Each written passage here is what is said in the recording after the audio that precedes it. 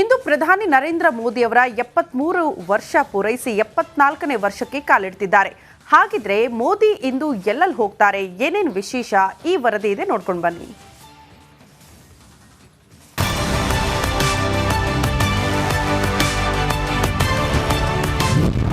ಇಂದು ಪ್ರಧಾನಿ ಮೋದಿಗೆ 74ನೇ ಹುಟ್ಟು ಹಬ್ಬ. ನಮೋ ಜನ್ಮದಿನಕ್ಕೆ ಮಹಿಳೆಯರಿಗೆ ಬಂಪರ್. ಇವತ್ತು ಪ್ರಧಾನಿ ನರೇಂದ್ರ ಮೋದಿ ಅವರು ಜನ್ಮದಿನ ಆಚರಣೆ ಮಾಡಿಕೊಳ್ತಿದ್ದಾರೆ. 73 ವಸಂತವನ್ನ ಪೂರೈಸಿ ಇವತ್ತು 74ನೇ ವಸಂತಕ್ಕೆ ಕಾಲಿಡ್ತಾ ಇದ್ದಾರೆ.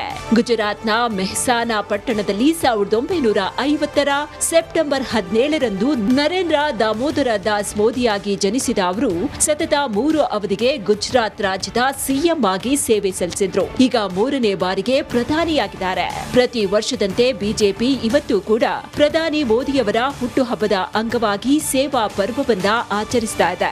ಈ ಮೂಲಕ 15 ದಿನಗಳ ಅವಧಿಯ ಹುಟ್ಟು ಹಬ್ಬವನ್ನ ಮಾಡ್ತಾ ಇದೆ. ಇದು ನಾಗರಿಕ ಕಲ್ಯಾಣ ಮತ್ತು ಮಾನವ ಕುಲದ ಸೇವೆಗೆ ಮೋದಿ ಬದ್ಧತೆಯನ್ನ ಪ್ರದರ್ಶಿಸ್ತಾ ಇದೆ. ಇವತ್ತು ಸಾಲು ಸಾಲು ಕಾರ್ಯಕ್ರಮದಲ್ಲಿ ಭಾಗಿಯಾಗ್ತಾ ಇರುವ ಪ್ರಧಾನಿ ಮೋದಿ ದೇಶದ ಮಹಿಳೆಯರಿಗೆ ಬಂಪರ್ ಗಿಫ್ಟ್ ನೀಡೋದಕ್ಕೆ ಮುಂದಾಗಿದ್ದಾರೆ.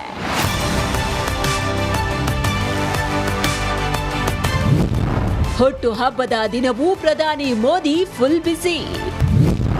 ಬೆಳಗ್ಗೆ ಕಾಶಿ, ಮಧ್ಯಾಹ್ನ ಭುವನೇಶ್ವರ, ಸಂಜೆ ನಾಗ್ಪುರ. ಇವತ್ತು ಪ್ರಧಾನಿ ನರೇಂದ್ರ ಮೋದಿ 74ನೇ ವರ್ಷಕ್ಕೆ ಕಾಲಿಡ್ತಾ ಇದ್ದಾರೆ. ಈ ದಿನವೂ ಮೋದಿ ಕಾರ್ಯಕ್ರಮದಲ್ಲಿ ಬ್ಯುಸಿಯಾಗಿರಲಿದ್ದಾರೆ. ಬೆಳಗ್ಗೆ ಸ್ವಕ್ಷೇತ್ರ ವಾರಣಾಸಿಯಲ್ಲಿ ಪ್ರಧಾನಿ ದಿನ ಆರಂಭಿಸ್ತಾ ಇದ್ದು, ಕಾಶಿಯ ವಿಶ್ವನಾಥ ದೇವಾಲಯಕ್ಕೆ ಭೇಟಿ ನೀಡುವ ಸಾಧ್ಯತೆ ಇದೆ. ಮಧ್ಯಾಹ್ನ ಒಡಿಸಾದ ಭುವನೇಶ್ವರಕ್ಕೆ ತೆರಳಲಿದ್ದಾರೆ. ಸಂಜೆ ನಾಗ್ಪುರದ ಆರ್ಎಸ್ಎಸ್ ಪ್ರಧಾನ ಕಚೇರಿಗೆ ಭೇಟಿ ನೀಡಲಿದ್ದಾರೆ. ನಮೋ ಹುಟ್ಟು ಹಬ್ಬಕ್ಕೆ ಮಹಿಳೆಯರಿಗೆ ಬಂಪರ್. ಇವತ್ತು ಮೋದಿ ಹುಟ್ಟುಹಬ್ಬ ಹಿನ್ನೆಲೆ ಮಹಿಳೆಯರಿಗೆ ಸುಭದ್ರಾ ಯೋಜನೆಯ ಮೊದಲ ಕಂತನ್ನ ಹಸ್ತಾಂತರಿಸಲಿದ್ದಾರೆ. 21ರಿಂದ 60 ವರ್ಷ ವಯಸ್ಸಿನ ಒಡಿಸಾದ 1 ಕೋಟಿಗೂ ಹೆಚ್ಚು ಮಹಿಳೆಯರು ಮುಂದಿನ 5 ವರ್ಷಗಳಲ್ಲಿ ಸುಭದ್ರಾ ಯೋಜನೆಯಡಿ ವಾರ್ಷಿಕ 10,000 ರೂಪಾಯಿಗಳ ಸಹಾಯ ಯೋಜನೆಗೆ ಚಾಲನೆ ನೀಡ್ತಾರೆ ಎನ್ನಲಾಗ್ತಾ ಇದೆ. ಈ ಯೋಜನೆಗೆ ಜಗನ್ನಾಥ ಸಹೋದರಿ ಸುಭದ್ರಾ ಹೆಸರನ್ನ ಇಡಲಾಗಿದೆ. ಒಟ್ಟಾರೆ ನಮ್ಮ ದೇಶದ ಪ್ರಧಾನಿ ನರೇಂದ್ರ ಮೋದಿ 73 ವಸಂತ ಮುಗಿಸಿ 74ನೇ ವಸಂತಕ್ಕೆ ಕಾಲಿಡ್ತಾ ಇರುವುದು ಒಂದು ವಿಶೇಷವಾಗಿದ್ದು, ಪ್ರಧಾನಿ ನರೇಂದ್ರ ಮೋದಿ ಅವರಿಗೆ ಹುಟ್ಟು ಹಬ್ಬದ ಶುಭಾಶಯಗಳು. Bureau report, Republic Kannada.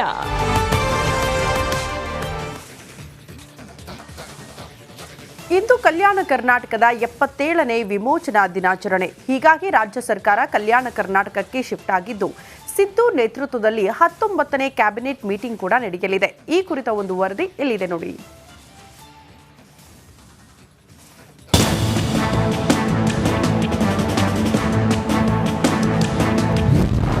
ಇಂದು ಕಲ್ಯಾಣ ಕರ್ನಾಟಕ ವಿಮೋಚನಾ ದಿನಾಚರಣೆ. ಕಲಬುರಗಿಯಲ್ಲಿ ಸಿಎಂ ಸಿದ್ದು ನೇತೃತ್ವದಲ್ಲಿ ಸಂಪುಟ ಸಭೆ.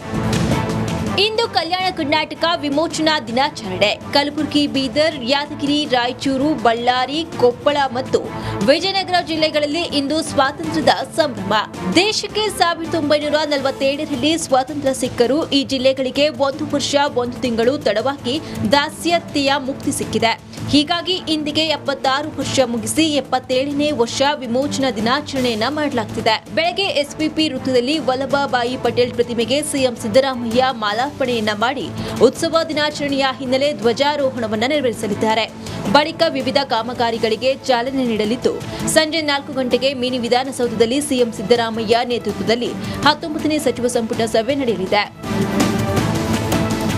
ಸಿಎಂ ಸಿದ್ದರಾಮಯ್ಯ ನೇತೃತ್ವದಲ್ಲಿ ನಡೆಯುವ ಸಂಪುಟ ಸಭೆಯಲ್ಲಿ ಕಲ್ಯಾಣ ಕರ್ನಾಟಕ ಭಾಗದ ಅಭಿವೃದ್ಧಿಗೆ ಚರ್ಚೆ ನಡೆಯಲಿದೆ. ಸರ್ಕಾರದ ಆಯವ್ಯಯದಲ್ಲಿನ ಯೋಜನೆಗಳು ಹಾಗೂ ಇನ್ನಿತರ ಪ್ರಮುಖ ವಿಷಯಗಳ ಬಗ್ಗೆ ಸಂಪುಟದಲ್ಲಿ ಚರ್ಚಿಸಲಿದ್ದು, ಕಲ್ಯಾಣ ಕರ್ನಾಟಕದ ಜಿಲ್ಲೆಗಳಲ್ಲಿನ ಜನರಿಗೆ ಉದ್ಯೋಗಾವಕಾಶಗಳ ಬಗ್ಗೆ ಹಾಗೂ ಪ್ರತ್ಯೇಕ ಸಚಿವಾಲಯ ರಚನೆ ಬಗ್ಗೆಯೂ ಚರ್ಚಿಸಲಾಗುವುದು. ನಾವು ಕಲ್ಯಾಣ ಕರ್ನಾಟಕದ ಪರ ಇರುವವರು ಎಂದು ಸಿದ್ದರಾಮಯ್ಯ ಹೇಳಿದರು. ಯಾವ್ಯಾವುದನ್ನ ಮಾಡ್ಲಿಕ್ಕೆ ಸಾಧ್ಯ ಆಗ್ತದೆ ಅವೆಲ್ಲರೂ ಮಾಡ್ತೀವಿ.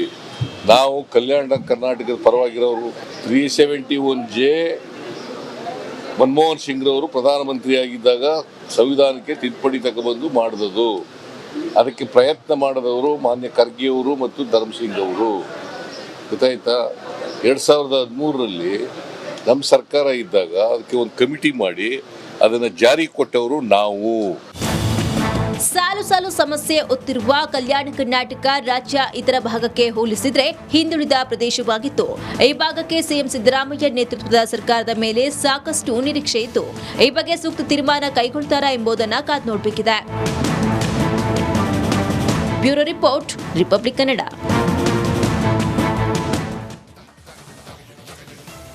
ಶಿವಮೊಗ್ಗದ ಹಿಂದೂ ಮಹಾಸಭಾ ಗಣೇಶನ ವಿಸರ್ಜನೆಗೆ ಕೌಂಟ್ ಡೌನ್ ಶುರುವಾಗಿದೆ. ಶಿವಮೊಗ್ಗ ನಗರ ಸಂಪೂರ್ಣ ಕೇಸರಿಮಯವಾಗಿದೆ.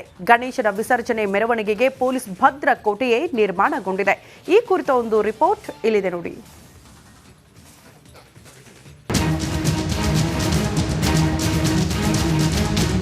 ಹಿಂದೂ ಮಹಾಸಭಾ ಗಣಪತಿ ಇಡೀ ರಾಜ್ಯಾದ್ಯಂತ ಕೂರಿಸೋ ಗಣಪಗಳದ್ದೇ ಒಂದು ಲೆಕ್ಕ ಆದ್ರೆ ಶಿವಮೊಗ್ಗದಲ್ಲಿ ಕೂರಿಸಿ ಹಿಂದೂ ಮಹಾಸಭಾ ಗಣಪತಿಯದ್ದೇ ಮತ್ತೊಂದು ಲೆಕ್ಕವಾಗುತ್ತೆ. ರಾಜ್ಯ ಮಾತ್ರ ಅಲ್ಲ, ಇಡೀ ದೇಶಾದ್ಯಂತ ಸದ್ದು ಮಾಡುತ್ತೆ ಈ ಗಣಪನ ಗತ್ತು ಎಷ್ಟಿರಬೇಡ ಅಂತ ನೀವೇ ಊಹಿಸಿಕೊಳ್ಳಿ.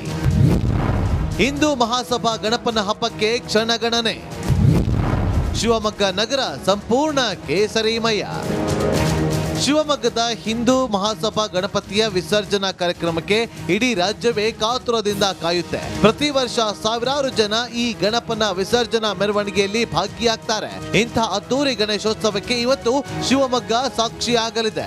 ಇವತ್ತು ಶಿವಮೊಗ್ಗದ ಹಿಂದೂ ಮಹಾಸಭಾ ಗಣೇಶನ ವಿಸರ್ಜನಾ ಕಾರ್ಯಕ್ರಮ ನಡೆಯಲಿದೆ. ರಾಜಬೀದಿ ಉತ್ಸವ ಹಿನ್ನೆಲೆ ಶಿವಮೊಗ್ಗ ನಗರ ಸಂಪೂರ್ಣವಾಗಿ ಕೇಸರಿಮಯವಾಗುತ್ತೆ. ತುಂಬಾ ಸೂಕ್ಷ್ಮ ಪ್ರದೇಶವಾಗಿರುವ ಗಾಂಧಿ ಬಜಾರ್ ಕೂಡ ಕೇಸರಿ ಬಾವುಟಗಳಿಂದ ಕಂಗೊಳಿಸುತ್ತಿದೆ. ಗಣಪನ ವಿಸರ್ಜನೆಗೆ ಭರ್ಜರಿ ಸಿದ್ಧತೆ ಮಾಡಿಕೊಳ್ಳಲಾಗಿದೆ. ಗಣೇಶನ ವಿಸರ್ಜನಾ ಮೆರವಣಿಗೆ ಹಿನ್ನೆಲೆ ನಗರದ ಎಲ್ಲಾ ಶಾಲಾ ಕಾಲೇಜುಗಳಿಗೆ ರಜೆ ಘೋಷಣೆ ಮಾಡಲಾಗಿದೆ. ಎಲ್ಲಾ ವ್ಯಾಪಾರ ವಹಿವಾಟು ಬಂದ್ ಆಗಲಿದೆ. ತಡರಾತ್ರಿವರೆಗೂ ನಗರದಲ್ಲಿ ಮೊಳಗೋದು ಡಿಜೆ ಸೌಂಡ್, ಯುವಕರ ಡ್ಯಾನ್ಸ್, ಗಣಪತಿ ಬಪ್ಪ ಮೌರ್ಯ ಅನ್ನೋ ಘೋಷಣೆ. ಮೆರವಣಿಗೆಗೆ ರಂಗು ತರುವಂತ ಕೆಲಸವನ್ನ ಹೇಗೆ ಮಾಡ್ತಾ ಇದ್ರು ಕೆಲವು ಯುವಕರೆಲ್ಲ ಒಟ್ಟಿಗೆ ಸೇರಿ ಅದಕ್ಕೆ ಪೂರಕವಾಗಿ ಕೆಲಸ ಮಾಡ್ತಾ ಇರುವಂತ ಯಾರು ಮೈಕ್ ಸೌಂಡ್ ಸಿಸ್ಟಮ್ ಇಟ್ಕೊಂಡಿರುವಂಥ ವ್ಯಕ್ತಿಗಳು ಅವರೆಲ್ಲರೂ ಕೂಡ ಈ ಗಣಪತಿಯ ಉತ್ಸವ ಚೆನ್ನಾಗಾಗಬೇಕು ಅಂತೇಳಿ ಗೋಪಿ ವೃತ್ತದಲ್ಲೂ ಕೂಡ ಇವತ್ತು ದಿವಸ ಪ್ರತಿ ಬಾರಿ ಮಾಡಿದಾಗ ಈ ಬಾರಿನೂ ಕೂಡ ಅತ್ಯಂತ ಯಶಸ್ವಿಯಾಗಿ ಯೋಚನೆಯನ್ನು ಮಾಡ್ತಾ ಇದ್ದಾರೆ. ಹಾಗಾಗಿ ಬಹಳ ಕಣ್ಮನೆ ಸೂರೆಗೊಳ್ಳುವಂಥ ಒಂದು ರಾಜಬೀದಿ ಉತ್ಸವ ಇದಾಗತ್ತೆ. ಒಂದು ಕಡೆ ಶಿವಮೊಗ್ಗ ನಗರ ಸಂಪೂರ್ಣ ಕೇಸರಿಮಯವಾಗಿದ್ರೆ ಇತ್ತ ಖಾಕಿ ಪಡೆ ಹೈ ಅಲರ್ಟ್ ಆಗಿದೆ. ನಾಗಮಂಗಲದಂತಹ ಗಲಭೆ ಶಿವಮೊಗ್ಗದಲ್ಲಿ ನಡೆಯದಂತೆ ಹದ್ದಿನ ಕಣ್ಣಿಟ್ಟಿದೆ. ಯಾವುದೇ ಅಹಿತಕರ ಘಟನೆ ನಡೆಯದಂತೆ ಪೊಲೀಸರು ಕಟ್ಟೆಚ್ಚರ ವಹಿಸಿದ್ದಾರೆ. ಮೆರವಣಿಗೆ ಸಾಗುವ ಕಡೆಯಲ್ಲೆಲ್ಲ ಸಿಸಿ ಕ್ಯಾಮೆರಾ ಅಳವಡಿಸಿದ್ದಾರೆ. ಯಾರು ನ್ಯೂಸೆನ್ಸ್ ಎಲಿಮೆಂಟ್ಸ್ ಇದ್ದಾರೆ ಅವ್ರಿಗೂ ಕೂಡ ಈಗಾಗಲೇ ಎಲ್ಲ ರೀತಿಯ ಕ್ರಮಗಳನ್ನು ನಾವು ತಗೊಂಡಿದ್ದೀವಿ. ಸೊ ಯಾವುದೇ ಇಶ್ಯೂಸ್ ಆಗದಂಗೆ ಮೆರವಣಿಗೆ ಸಾಗಲಿಕ್ಕೆ ಎಲ್ಲ ತಯಾರಿ ಆಗಿದೆ. Every inch